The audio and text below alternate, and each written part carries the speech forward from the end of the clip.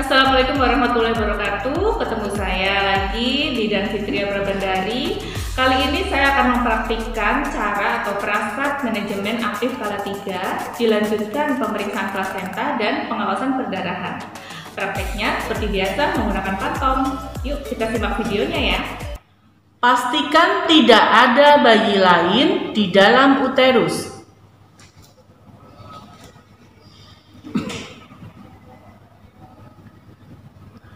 Beritahu ibu bahwa ia akan disuntik. Ibu, ini bayinya sudah lahir dan saya tinggal mau melahirkan plasenta. Tapi sebelumnya ibu saya suntik dulu ya, untuk memacu kontraksi supaya plasentanya lebih mudah untuk dilahirkan. Segera dalam 1 menit pertama setelah bayi lahir, suntikan oksitosin 10 international unit secara IM di perbatasan bawah dan tengah lateral paha atau aspektus lateralis. Aspirasi, kemudian kita suntikan.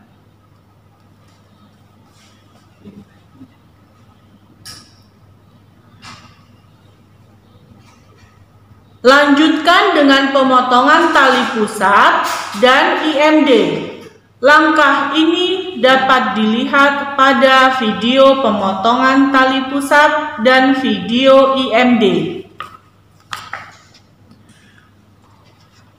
Melahirkan plasenta dengan pertama, pindahkan klem atau penjepit tali pusat 5-10 cm dari vulva.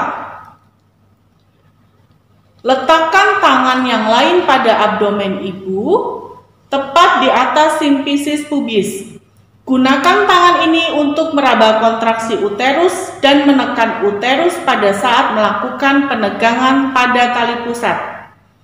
Setelah terjadi kontraksi yang kuat, tegangkan tali pusat dengan satu tangan dan tangan yang lain pada dinding abdomen, menekan uterus ke arah lumbal dan kepala ibu atau dorsokranial. Lakukan secara hati-hati untuk mencegah terjadinya inversio uteri. Bila plasenta belum lepas, tunggu hingga uterus berkontraksi kembali, sekitar 2 atau 3 menit berselang untuk mengulang kembali penegangan tali pusat terkendali. Saat mulai kontraksi, tegangkan tali pusat ke arah bawah, lakukan dorsokranial hingga tali pusat makin menjulur dan korpus uteri bergerak ke atas yang menandakan plasenta telah lepas dan dapat dilahirkan. Jangan melakukan penegangan tali pusat tanpa diikuti dengan tekanan dorsokranial secara serentak pada bagian bawah uterus atau di atas simfisis pubis. Jika plasenta tidak turun setelah 30-40 detik sejak dimulainya penegangan tali pusat dan tidak ada tanda-tanda yang menunjukkan lepasnya plasenta, jangan teruskan penegangan tali pusat. Pegang klem dan tali pusat dengan lembut dan tunggu sampai kontraksi berikutnya. Jika perlu, pindahkan klem lebih dekat ke perineum pada saat tali pusat menjadi lebih panjang.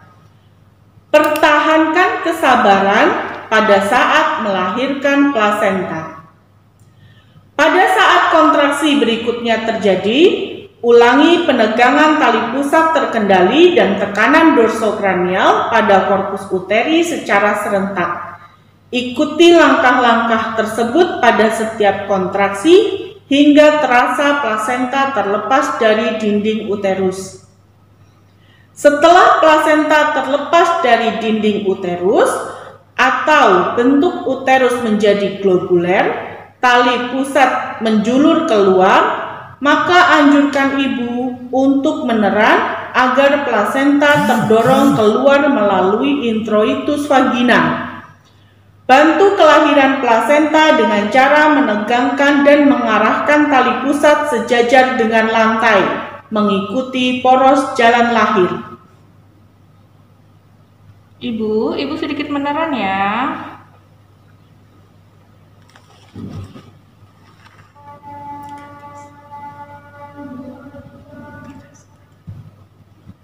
Pada saat plasenta terlihat pada introitus vagina, lahirkan plasenta dengan mengangkat tali pusat ke atas dan menopang plasenta dengan tangan lainnya untuk diletakkan dalam wadah penampung. Karena selaput ketuban mudah robek, pegang plasenta dengan kedua tangan dan secara lembut putar plasenta hingga selaput ketuban terpilih menjadi satu.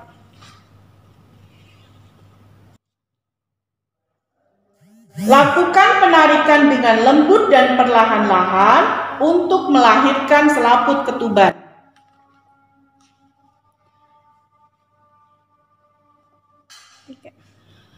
Letakkan telapak tangan pada fundus uteri. Jelaskan tindakan kepada ibu. Katakan bahwa ibu mungkin merasa agak tidak nyaman karena tindakan yang diberikan. Anjurkan ibu untuk menarik napas dalam dan perlahan serta rileks. Ya Ibu, alhamdulillah ini plasentanya sudah lahir. Nah Ibu kalau misalnya masih ada yang dirasa masih kurang nyaman atau masih terasa mules-mules, itu nggak apa-apa, masih wajar ya Bu ya. Tandanya kalau Ibu merasa mules, plasentanya karena sudah lahir jadi uterusnya berkontraksi, rahimnya itu bagus. Nah Ibu tarik napas aja, tarik napas dalam, pelan-pelan keluarkan ya Bu ya. Dengan lembut tapi mantap, gerakan tangan dengan arah memutar pada fundus uteri supaya uterus berkontraksi. Jika uterus tidak berkontraksi dalam waktu 15 detik, lakukan penata laksanaan atonia uteri. Periksa plasenta dan selaputnya untuk memastikan keduanya lengkap dan utuh. Periksa plasenta sisi maternal atau yang melekat pada dinding uterus untuk memastikan bahwa semuanya lengkap dan utuh atau tidak ada bagian yang hilang. Pasangkan bagian-bagian plasenta yang robek atau terpisah untuk memastikan tidak ada bagian yang hilang. Periksa plasenta sisi fetal atau yang menghadap ke bayi untuk memastikan tidak ada kemungkinan lobus tambahan atau succenturiata. Evaluasi selaput untuk memastikan kelengkapannya.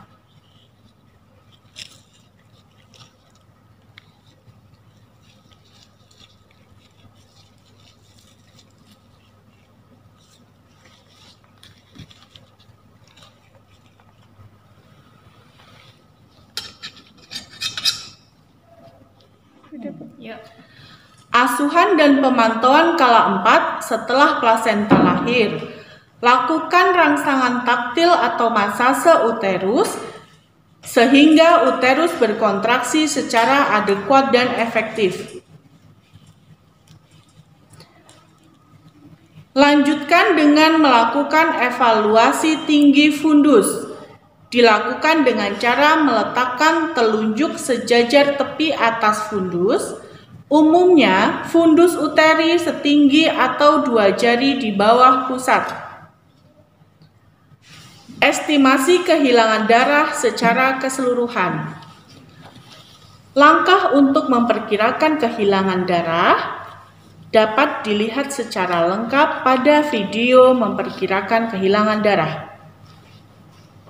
Periksa kemungkinan perdarahan dari robekan laserasi atau episiotomi perineum dengan menekan vagina menggunakan kasa untuk melihat adanya laserasi dan memeriksa kondisi perineum. Tentukan derajat laserasi perineum. Apakah masuk derajat 1, derajat 2, derajat 3, atau derajat 4?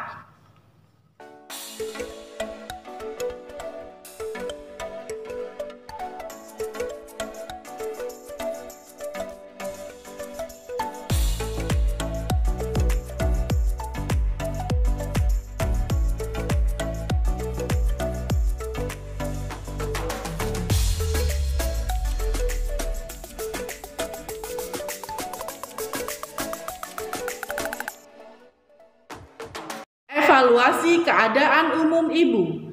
Dokumentasikan semua asuhan atau temuan selama persalinan kala 4. Demikian tadi video manajemen aktif kala 3, pemeriksaan plasenta dan pengawasan perdarahan. Terima kasih atas perhatiannya, semoga video ini bermanfaat. Wassalamualaikum warahmatullahi wabarakatuh.